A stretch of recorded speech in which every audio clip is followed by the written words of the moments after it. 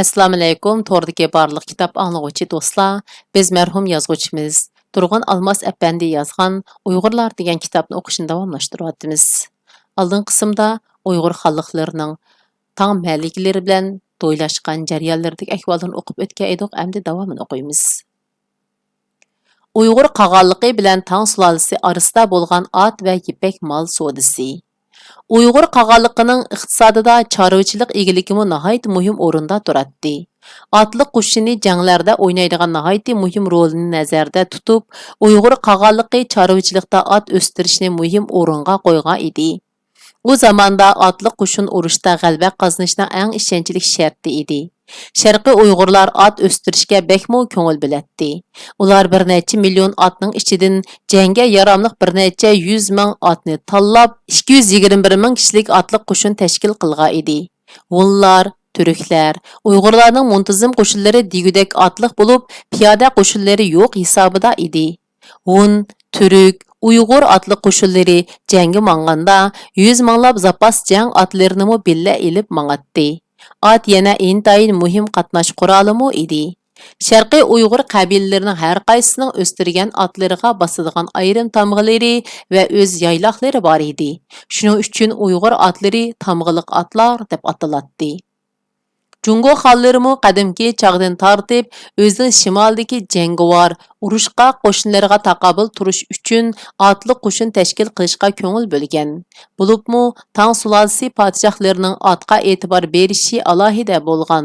Tang sulolasi podshohlari Kangsudagi Longyu, Lanju, Fengliang, Tianshui qatorliq 4 viloyat bilan Xeshi koridorida o't, suyimul, kangtasha yayloqlarni ichib, bu yayloqni boshqaradigan maxsus organ ta'sis qilib, u organlarga tajribasi mo'l amaldorlarni bosh qilib tayinlagan.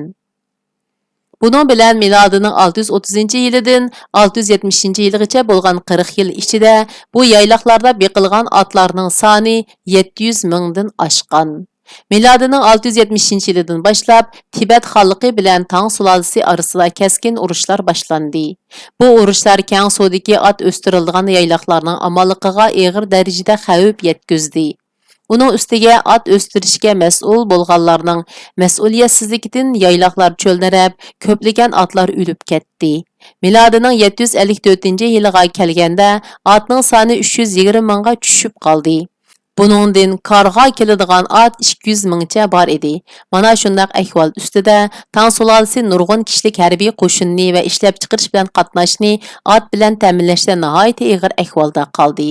Bo'lib milodining 755-yili isyon ko'tarib o'nglik Loyang bilan Chang'anni besib olib, podshoh Tang Xuanzong Sichuanga qochib ketganda, Jungo cho'ng qalaymaqonchilik ichida qilib, podshohga qarashliq otlar bir necha tumanga tushib qoldi. Milodining 756-yili Tang Suzong Tang sulolasining taxtiga chiqqanda Tibet xalqi Kangsuning ko'p qismini besib oldi. Kangsudagi ot o'stirilgan yayloqlarning qo'lidan ketishi Tang sulolasini ot manfaatidan butunlay mahrum qildi. Shuning uchun Tang sulolasi Uyg'ur qag'onligidan ko'plab ot setib olishga majbur bo'ldi. Tang sulolasi qo'shinlarining ko'p qismi piyoda bo'lib, isyonchilar bo'lsa asosan otliq edi. Uyg'urlarning otliq qo'shinlari yordamga kelmagan bo'lsa, Tang sulolasining isyonchilarini mag'lub qilib, davlatining birligini asliga keltirilishi notayin edi. O'nglik isyoni vaqtida tuzilgan betin nomiga ko'ra, Tang sulolasi bilan Uyg'ur qag'onligi orasida ot va ipak mol savdosi yo'lga qo'yildi. Tang sulolasi Uyg'urlarning otlariga muhtoj bo'lgan bo'lsa, Uyg'urlar Jungoning isil ipak mollarini qo'lga tushirishga qiziqatdi. Chunki Uyg'urlar Jungodan olgan ipak mollarning bir qismini o'z ehtiyoji uchun ishiltib, bir qismini xalqaro bozorlarga olib, yuqori bahoda sotadi. Bu savdoda Uyg'urlar bir otni Jungoning 50 top ipak tovuriga tegishadi. Jungoda ipak to'qimchiligi taraqqiy topgan edi. Tang sulolasi otga bo'lgan jiddiy ehtiyojini qamlash uchun bu xil nisbatda mol tegishishga rozi bo'ladi. Uyg'urlar o'nglik isyoni boshlangan vaqtdan boshlab 100 yil ichida Jungoga har yili degudek oz deganda bir necha ming, ko'p deganda bir necha 10 mingdan 100 mingga qadar ot akilib sotdi. Masalan, Uyg'ur qag'alliqi milodining 773-yili Jungoga 10 ming tuyoq, milodining 782-yili 100 ming tuyoq ot akilib sotdi. Bir at 40 top ipek tovarga tegishilganda, milodining 782-yili setib olgan 100 ming at uchun Jungo Uyg'urlarga 4 million top ipek tovar to'lishi lozim edi. Lekin Jungoda ichki isyonlar yuz berib, ishlab chiqarish og'ir darajada vayron bo'lganlikdan, Tang sulolasi bu molni vaqtida to'lay olmay, Uyg'urlarga qarzga bo'g'ilib qoldi. Shu yili bu mal hisobiga faqat 100 ming top ipek tovar bilan 100 ming sar oltin kumushlar to'layoldi. Tang sulolasi Uyg'urlarga to'laydigan bu qarzni toki 840-yilga qadar, ya'ni Sharqiy Uyg'urlarning tamoman vayron bo'lib, cho'ng ko'chishga majbur bo'lganiga qadar to'lab tugatolmadi.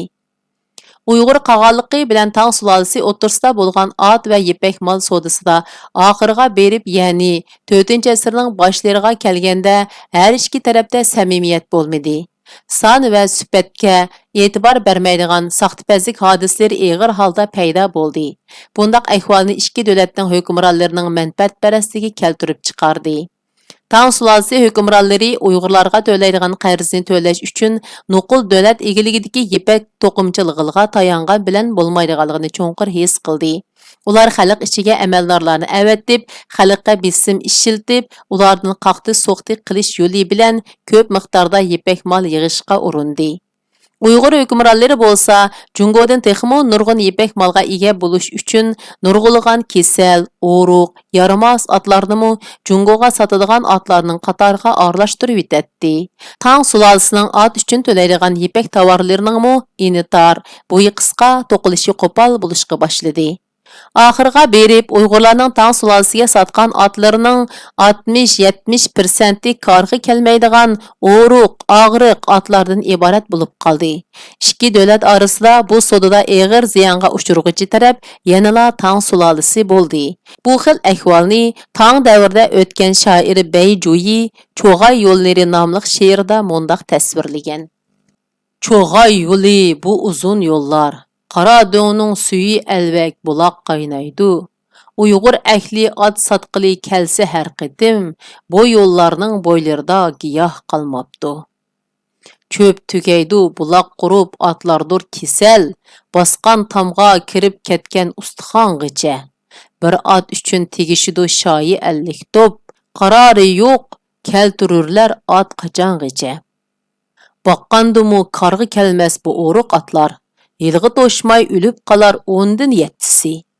Məşhud kemçil qiz ayollar qoldi jafoda, shoirlarni qo'l uchida to'qidi qo'pol. Top sonini to'shqizmoqni o'ylab hamisi, shoirlari o'michikning to'ridek shalong. Uyg'urlar ko'p xafa bo'ldi bundaq shoyiga, qag'onning malikisi xotun Shian-an. Bu ahvolni o'ngshab dedi Jungo xoniga.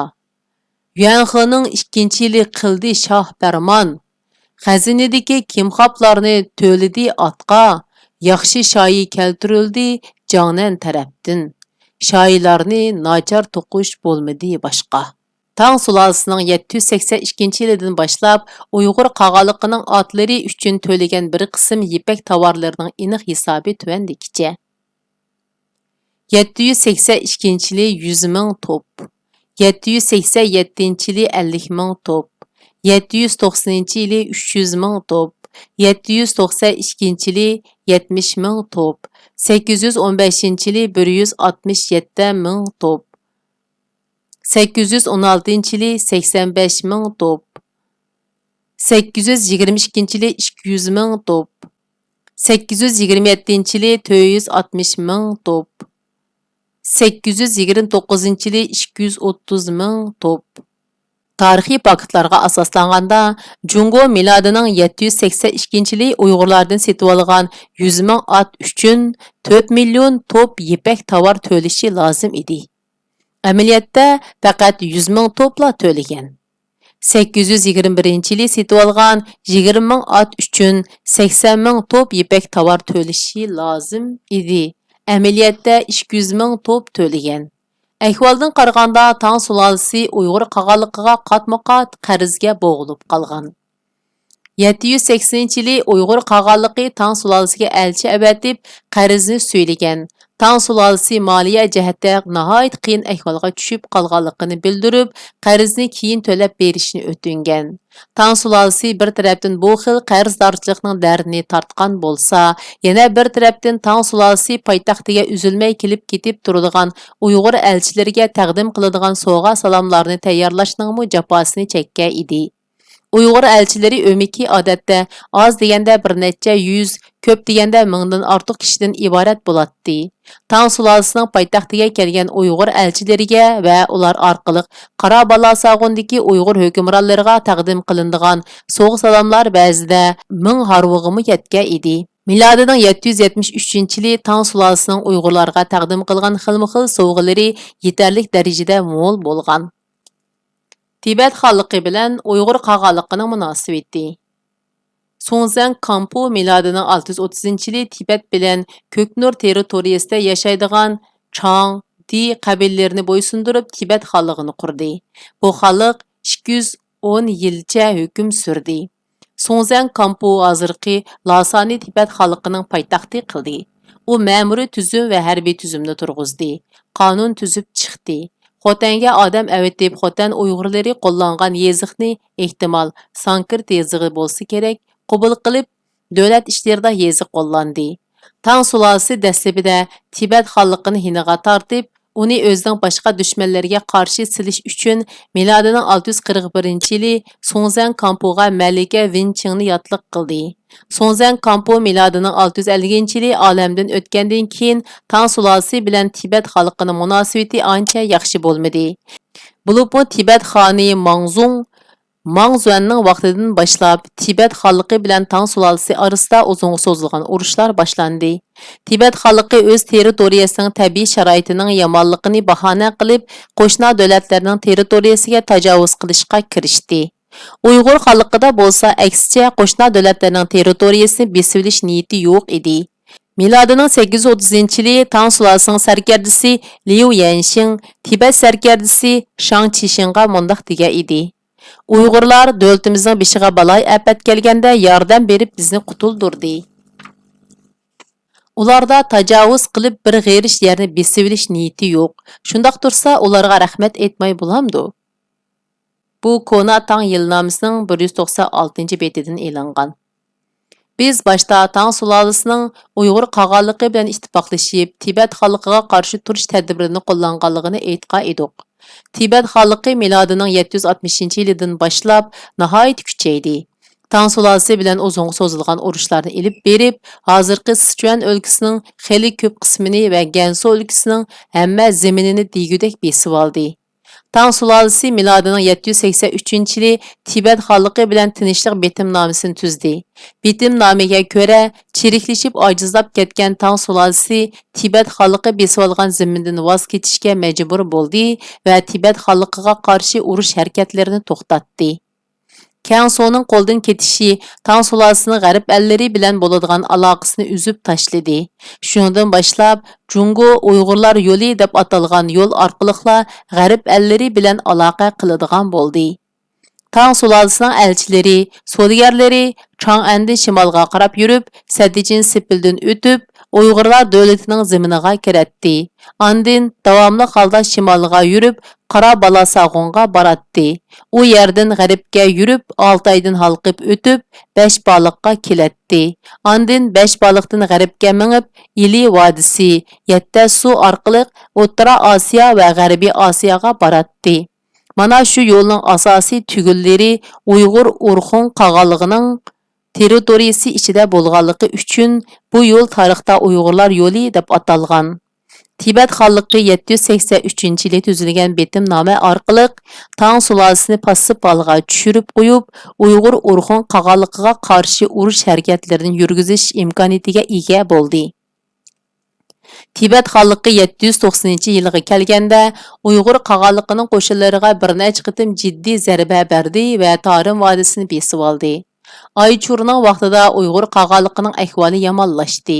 Dastlabda 9 O'g'iz deb atilgan Uyg'ur qabilalari ichidagi qarluqlar 756-yilda Yag'laqarning ba'zi bir yo'lsizliklaridan ag'rinib, yuz o'rib g'arbga, ya'ni Beshbaliq Yettasu atroflariga ketdi. Shuningdan boshlab qarluqlar ba'zida Uyg'urlarning dushmanlari tarafidan foydalanib ketildi. Ya'ni Tibet xalqi Beshbaliq atrofidagi qarluqlarni Uyg'urlarga qarshi turishga kuch kiritib turdi. Milodining 791-yili Tibetliklar Beshbaliqqa hujum qilib, shaharni egallab oldi. Beshbaliq qo'ldan ketgandan keyin il o'gasi unvoni bilan atilgan Uyg'ur qag'alliqining bosh vaziri 50 ming kishilik otliq qo'shinga o'zi qo'mondan bo'lib, Beshbaliqni Tibetliklar qo'lidan tortib olish uchun atlandi. Urushda Uyg'urlar mag'lub bo'ldi. Il o'gasi Qarabalasag'onga qaytib kelib, davlatni boshqarish ishlarini o'rinlashtirib bo'lgandan keyin darhol yana 50 ming kishilik otliq qo'shinni atlandirib, Beshbaliqqa qarab yurish qildi. Beshbaliqni qo'ldan berib qo'yish Uyg'ur qag'alliqi uchun emas, Tang sulolasi uchun nihoyat og'ir oqibatlarni keltirib chiqaratdi. Chunki Beshbaliq g'arb ellari bilan aloqa qilishda Uyg'urlar yo'li deb atiladigan xalqaro yo'ldagi eng muhim markazlarning biri edi. Yil o'gasi ikkinchi qitimqi urushda yana mag'lub bo'ldi. Bu urushda Uyg'ur qo'shinlarining yerimi degudek halok bo'ldi. Uyg'urlarning Beshbaliq uchun elib borgan ikki qitimliq urushiga Tang sulolasi eg'izga olgudek darajada biror harbiy yordam bermadi. Chunki shu chaqda Tang sulolasining ichki ahvoli og'ir edi. Uning ustiga Tang hukmronlarida bu ikki davlat urush bilan ojizlashsa, Jungo uchun foydali sharoit tug'iladi deydigan qarashmi bor edi.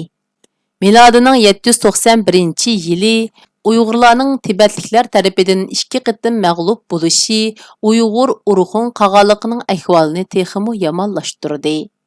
Shunday qilib bu qitimni o'qishimiz mushagacha bo'ldi. Davomini kelar qitim o'qiymiz. Xayr xo'sh, Allohga omonat.